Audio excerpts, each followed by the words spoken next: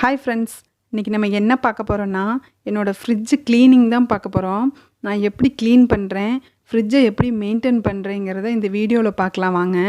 பாருங்கள், இப்போ எல்லா திங்ஸையும் வந்து நான் வெளியில் எடுத்துக்கிறேன். எடுத்துகிட்டு ஒவ்வொரு ட்ரேவாக நம்ம வெளியில் எடுத்து நம்ம க்ளீன் பண்ணலாம். பாருங்கள், எல்லாத்தையும் இப்போ எடுத்தாச்சு.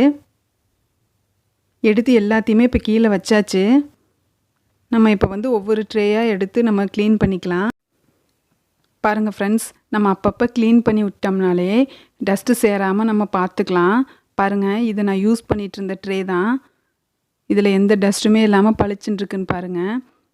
நான் அப்பப்போ வந்து ஈரமில்லாத துணி எடுத்து அந்த டஸ்ட்டெல்லாம் வந்து தொடச்சி விட்ருவேன். அப்போ நம்ம ஃப்ரிட்ஜு எப்போயுமே பார்க்கும்போது பளிச்சுன்னு இருக்கும்.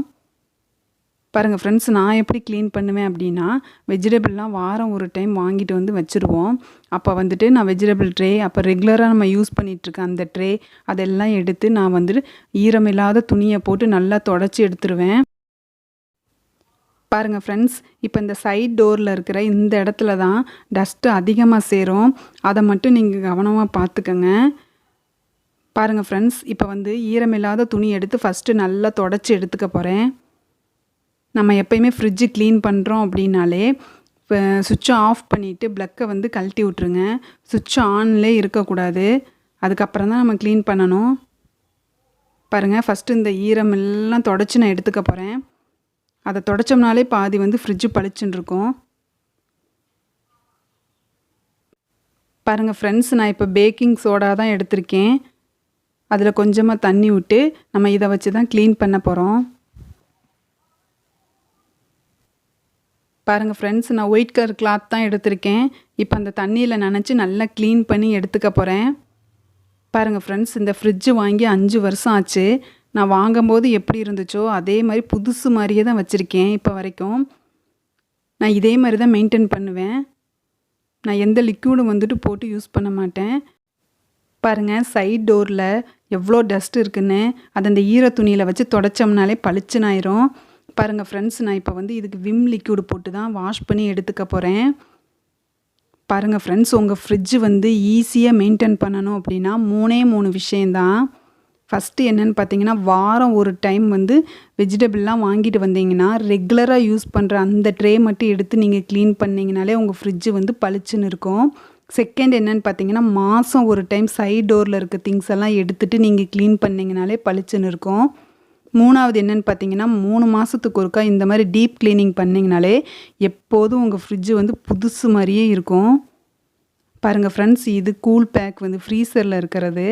கரண்ட் எதுவும் போச்சுன்னா பால் பாக்கெட்லாம் வாங்கினோம்னா இதில் வச்சோம்னா கூலாகவே இருக்கும். அதுக்காக பாருங்கள், நான் எல்லாத்தையும் க்ளீன் பண்ணி வாஷ் பண்ணி எடுத்து வச்சாச்சு. நல்லா காஞ்சதுக்கப்புறம் தான் நம்ம எடுத்து ஃபிட் பண்ணணும். ஈரத்தோடய நம்ம எடுத்து ஃபிட் பண்ணக்கூடாது.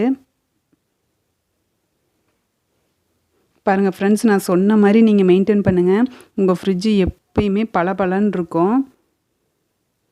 அவ்வளோதான், நல்லா காஞ்சிருச்சு. நம்ம ஒவ்வொரு ட்ரேயாக எடுத்து நம்ம ஃபிட் பண்ணிக்கலாம்.